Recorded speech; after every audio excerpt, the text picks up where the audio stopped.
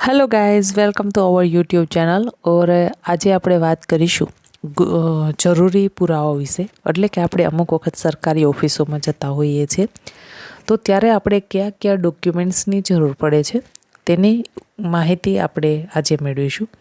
તેમાં આપણે વાત કરીશું આજે ચૂંટણી કાર્ડ માટે અગત્યના ડોક્યુમેન્ટ્સ, જાતિનો દાખલો કઢાવવા માટે કયા કયા ડોક્યુમેન્ટ્સ જોઈએ, પાસપોર્ટ જો તમારે કઢાવવો છે તો તેના માટે તમારે કયા ડોક્યુમેન્ટ્સ જોશે, મેરેજ સર્ટિફિકેટ, પાન કાર્ડ, EWSનો દાખલો, આયુષ્યમાન કાર્ડ, ભાડા કરાર, ગેઝેટ, વિધવા સહાય, આવકનો દાખલો, બિન અનામતનો દાખલો, અથવા તો રેશન કાર્ડ માટે અથવા તો રેશન કાર્ડને અલગ કરવા માટે, નામ કમી કરવા માટે અને નામ એડ કરવા માટે કયા કયા તમારે ડોક્યુમેન્ટ્સ જોશે તેવી જરૂરી પુરાવાઓની માહિતીનો આજે આપણે વિડીયો બનાવીશું। આ વિડીયો આમ તો ઘણો બધો ઉપયોગી રહેશે મિત્રો। આના અંદર આપણને વધારે ટૂંકમાં ક્યાંય શોધખોળ નહીં કરવી પડે અને આ એક જ વિડીયોમાં તમને ઘણી બધી ડોક્યુમેન્ટ્સ વિશેની માહિતી આપણે આપીશું। સૌપ્રથમ આપણે વાત કરીએ કે તમારે ચૂંટણી કાર્ડ કઢાવવું છે તો તમારે કયા કયા ડોક્યુમેન્ટ્સની જરૂર પડશે। તો ચૂંટણી કાર્ડ કઢાવવા માટે સૌપ્રથમ તમારે તો પાસપોર્ટ સાઇઝનો એક ફોટો જોશે, તમારું આધાર કાર્ડ જોશે, તમારું લાઇટ બિલ અથવા તો વેરા બિલ, જો આમાંથી કોઈ પણ એક ડોક્યુમેન્ટ્સ તમારા પાસે હોવું જરૂરી છે, તમારો જન્મ તારીખનો દાખલો અથવા તો તમારું લિવિંગ સર્ટી એટલે કે શાળા સોળિયાનું પ્રમાણપત્ર જોશે। ત્યારબાદ તમારું રહેણાંકનું એડ્રેસવાળું કોઈ એક ચૂંટણી કાર્ડ ફેમિલી મેમ્બરનું હશે તો તમે ચૂંટણી કાર્ડ માટે એલિજિબલ ગણાશો અને તમારે આટલા ડોક્યુમેન્ટ્સની જરૂર પડશે। ત્યારબાદ વાત કરીએ તો જાતિનો દાખલો। તમારે જાતિનો દાખલો કઢાવવો છે તો સૌપ્રથમ તમારું આધાર કાર્ડ જોશે, એક ફોટો જોશે, લિવિંગ સર્ટી જોશે, સ્કૂલનું જેને આપણે શાળા સોળિયાનું પ્રમાણપત્ર કહીએ છીએ, આપણા પિતાશ્રી એટલે પપ્પાનું આધાર કાર્ડ, તેનો એક ફોટો, ત્યારબાદ પિતાનું સ્કૂલ સર્ટી એટલે કે પપ્પાનું લિવિંગ સર્ટી, જો ન હોય તો કાકા, મોટા બાપા, તેમનું પણ લિવિંગ સર્ટી ચાલે। ત્યારબાદ આપણું રેશન કાર્ડ એટલે કે કૂપનની એક ઝેરોક્સ, લાઇટ બિલ અથવા વેરા બિલનું અથવા તો ભાડા કરારનું એક ડોક્યુમેન્ટ્સ, ત્રણમાંથી કોઈ પણ એક જોશે। ભાડા કરાર, લાઇટ બિલ અથવા તો વેરા કરાર, આમાંથી કોઈ પણ એક ડોક્યુમેન્ટ્સ હશે તો તમારે છે એ જાતિનો દાખલો નીકળી જશે। ત્યારબાદ મિત્રો તમારે પાસપોર્ટ કઢાવવો છે તો તેના માટે શું ડોક્યુમેન્ટ્સ જોશે, તો એના માટે તમારે જન્મ તારીખનો દાખલો, તમારું લિવિંગ સર્ટી, તમારું આધાર કાર્ડ, તમારું લાઇટ બિલ અથવા તો વેરા બિલ અથવા તો ભાડા કરાર, ત્રણમાંથી કોઈ પણ એક ડોક્યુમેન્ટ્સ હશે મિત્રો તો તમારે પાસપોર્ટ મેળવવા માટે આટલા ડોક્યુમેન્ટ્સ જોઈન કરવાના રહેશે। ત્યારબાદ મિત્રો વાત કરવામાં આવે તો મેરેજ સર્ટિફિકેટ। મેરેજ સર્ટિફિકેટ કઢાવવા માટે વરવધુના પાસપોર્ટ સાઇઝના 3 ફોટા એટલે કે વરના 3 અને વધુના 3 બંનેના 3 પાસપોર્ટ સાઇઝના ફોટા, વરવધુનો કપલ ફોટો એક જે 6x4નો હોવો જોઈએ, ત્યારબાદ વરવધુના આધાર કાર્ડ, વરવધુના જન્મ તારીખના દાખલા અથવા તો તેમનું લિવિંગ સર્ટી, બંનેના લાઇટ બિલ, માતા પિતાના આધાર કાર્ડ, ગોળ દાદાનું ID પ્રૂફ અને લગ્ન કંકોત્રી તથા એફિડેવિટ, આટલા ડોક્યુમેન્ટ્સ તમારે મેરેજ સર્ટિફિકેટ કઢાવવા માટે જોશે। ત્યારબાદ વાત કરીએ તો કે પાન કાર્ડ। પાન કાર્ડ કઢાવવા માટે તમારે પાસપોર્ટ સાઇઝના 2 ફોટા અને આધાર કાર્ડની ઝેરોક્ષ, આ 2 ડોક્યુમેન્ટ્સ હશે તો તમારું પાન કાર્ડ નીકળી જશે। ત્યારબાદ છે મિત્રો તમારે આવકનો દાખલો કઢાવવા માટે કયા કયા ડોક્યુમેન્ટ્સ જોશે। આવકનો દાખલો કઢાવવા માટે રાશન કાર્ડ એટલે કે કૂપન, તમારું આધાર કાર્ડ, પાસપોર્ટ સાઇઝના ફોટા, વેરા બિલ અથવા લાઇટ બિલ અથવા તો ભાડા કરાર અને સોસાયટીના એડ્રેસવાળા 2 સાક્ષીઓના આધાર કાર્ડ, પણ તેમાં ફરજિયાત પુરુષ સાક્ષી હોવા જરૂરી છે। આટલા ડોક્યુમેન્ટ્સ હશે તો મિત્રો તમારો આવકનો દાખલો નીકળી જશે। ત્યારબાદ કોઈ બહેનો છે વિધવા સહાય જોઈએ છે તેમને તો વિધવા સહાય માટેના ડોક્યુમેન્ટ્સ મિત્રો નોંધી લેશો।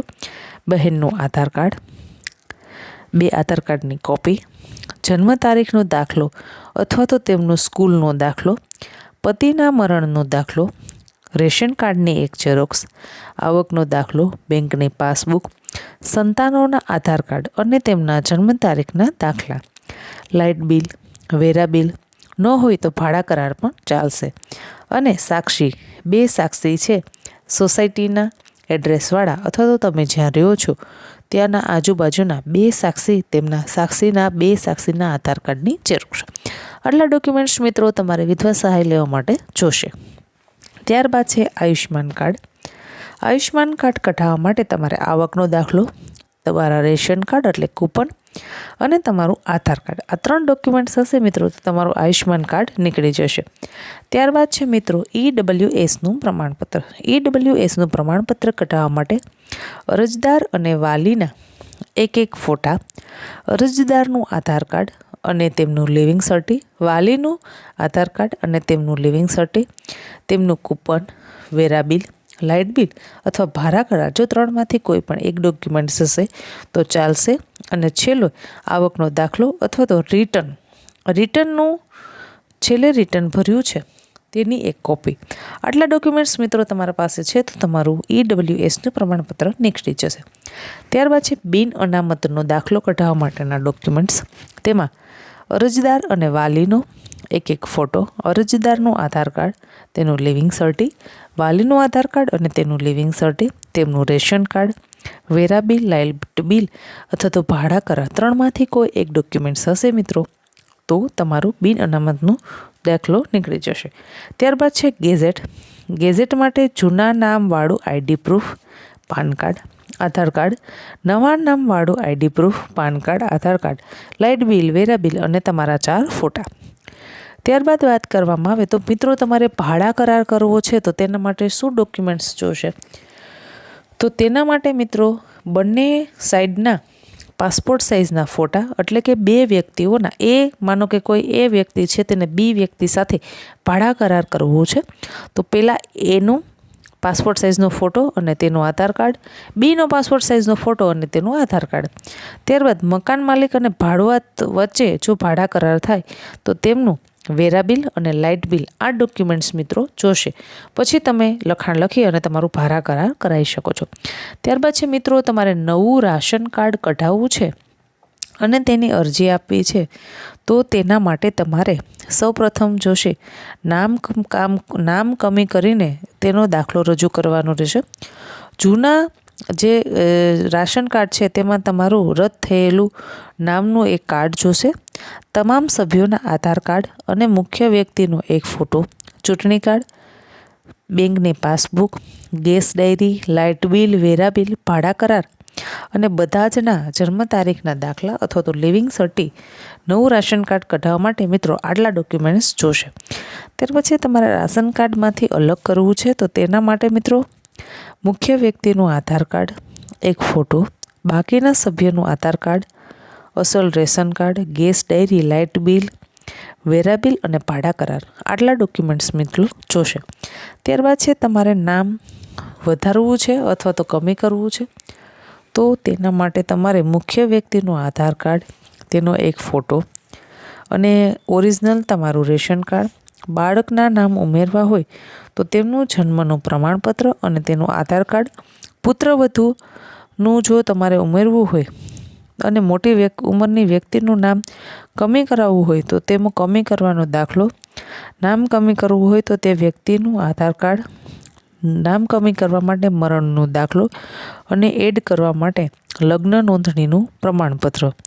સ્થળાંતર થયા હોય કદાચ કોઈ વ્યક્તિ તો તેમના પુરાવા તરીકે તે લોકો જ્યાં સ્થળાંતર થયા છે તેના ડોક્યુમેન્ટ્સ મિત્રો તેમને આપવાના રહેશે. તો આ જરૂરી ડોક્યુમેન્ટ્સ છે. તેના આપણે લિસ્ટની વાત કરી કે ક્યાં ક્યાં તમારે ડોક્યુમેન્ટ્સ જોશે. આટલા ડોક્યુમેન્ટ્સની મિત્રો તમારે જરૂર પડશે. તમને યોગ્ય લાગે કે આ માહિતી યોગ્ય છે તો તમારા બીજા મિત્રો સુધી શેર કરો.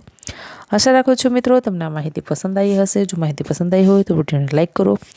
હજી સુધી આપણી યુટ્યુબ ચેનલને સબસ્ક્રાઈબ નથી કરી તો ચેનલને સબસ્ક્રાઈબ કરી લેશો. ધન્યવાદ.